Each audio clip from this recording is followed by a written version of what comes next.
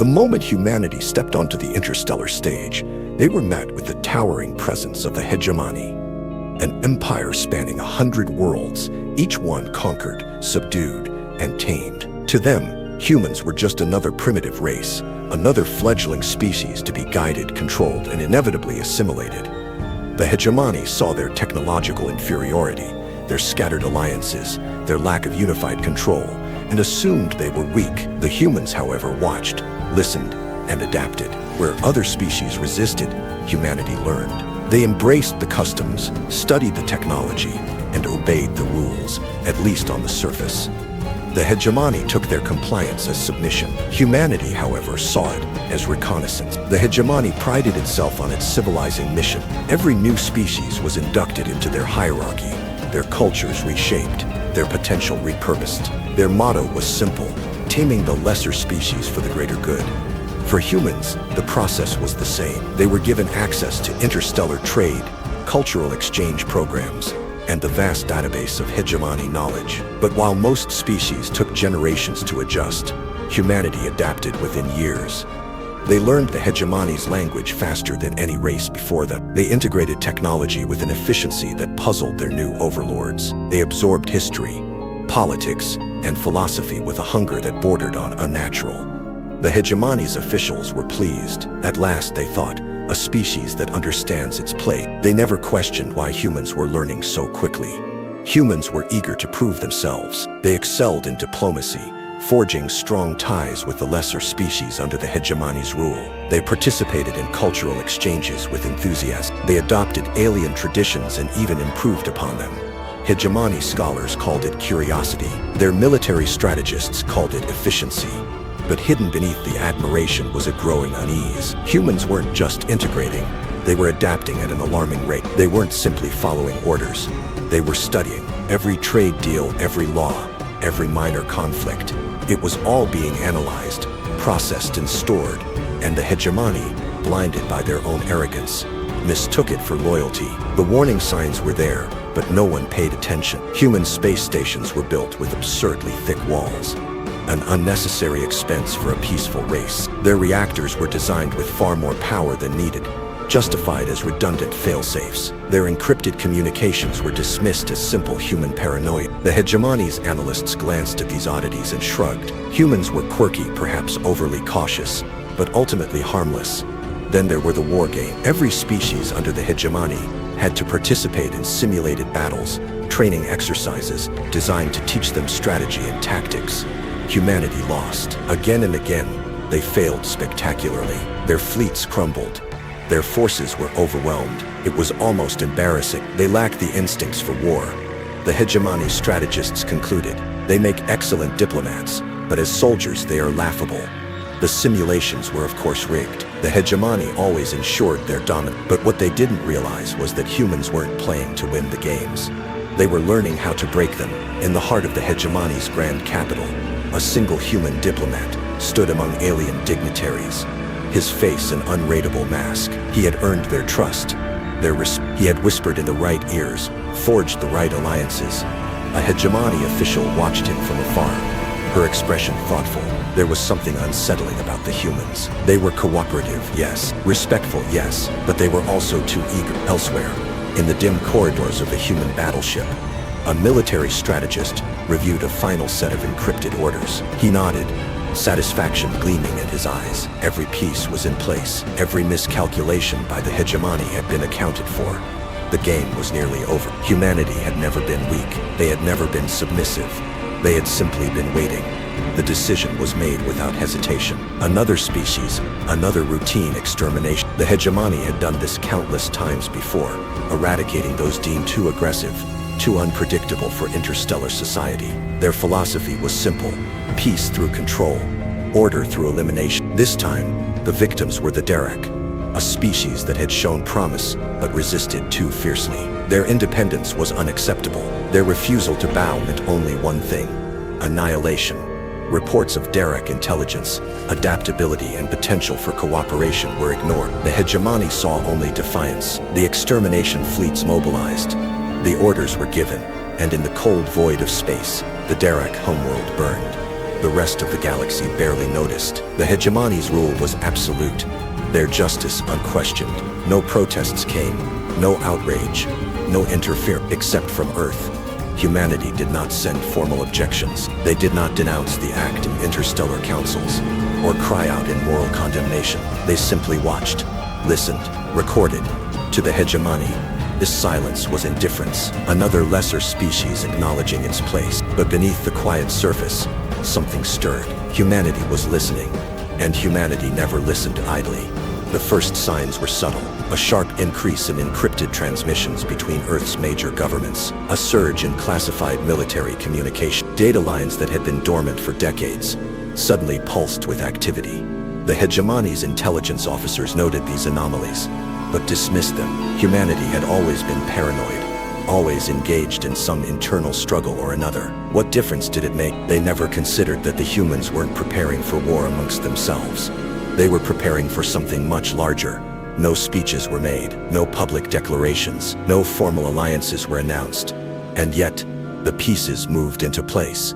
Earth's orbital shipyards ran at full capacity. Fleets repositioned themselves under the guise of routine maneuvers. Cargo manifests shifted, logistics chains quietly adjusted, and a network of satellites repositioned with unsettling precision. It was a mobilization without a single word spoken. To the rest of the galaxy, Earth remained the same, diplomatic, cooperative, peaceful. But to those watching closely, to those who truly understood, there was an undeniable feeling creeping in.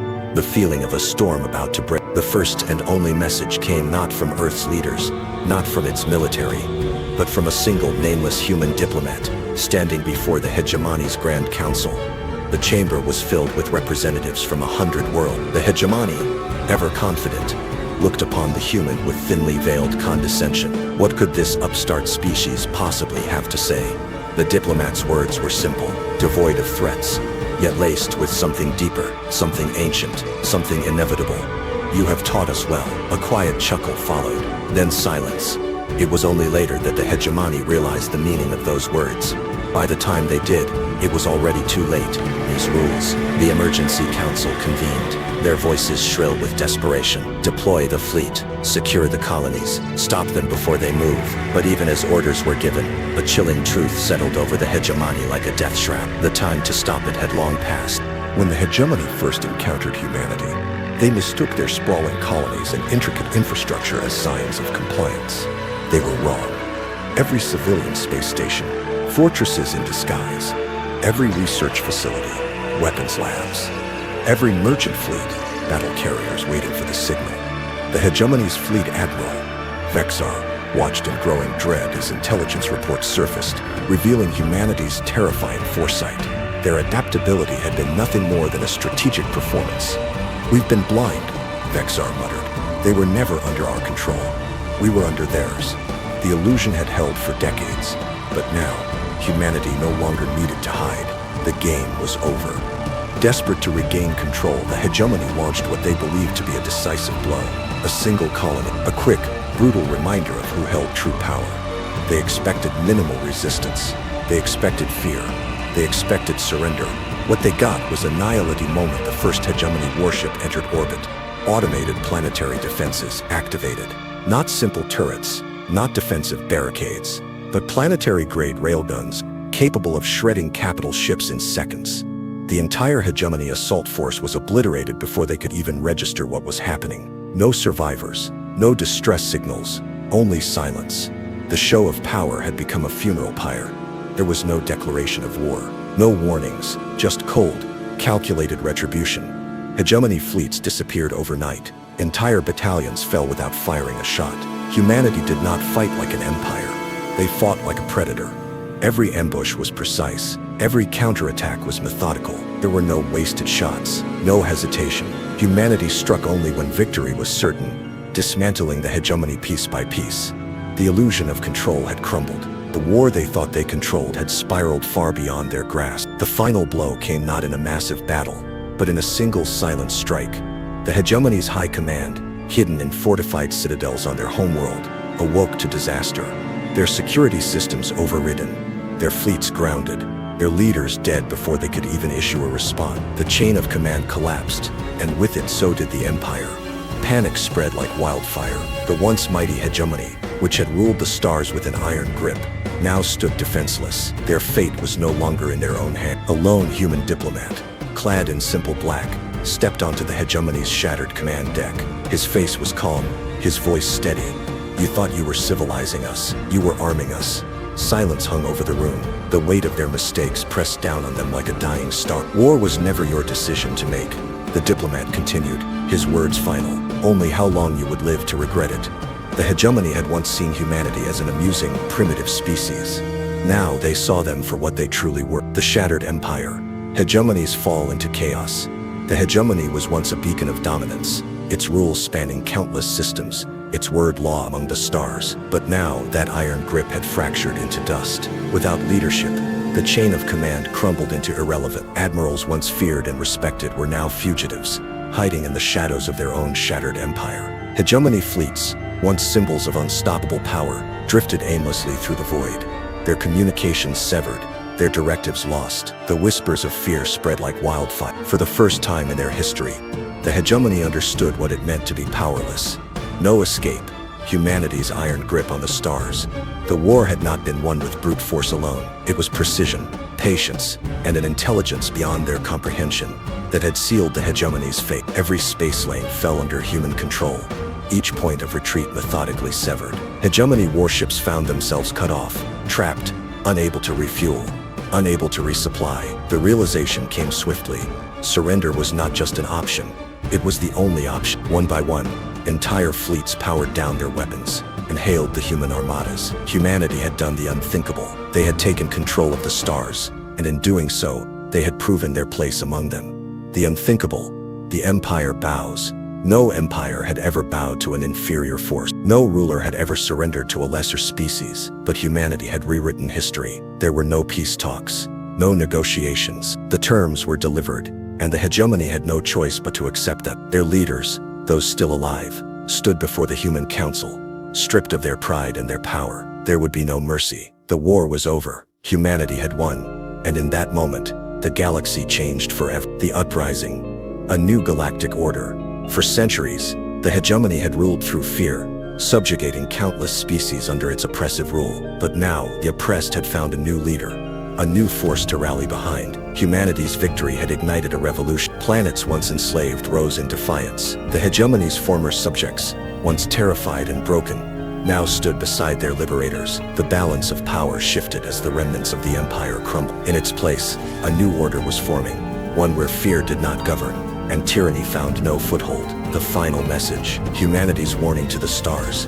The diplomat, who had once spoken in hushed warnings, now stood as a warrior king. The galaxy watched as he delivered humanity's final message, his voice echoing through every system, reaching every ruler, every leader who had doubted them.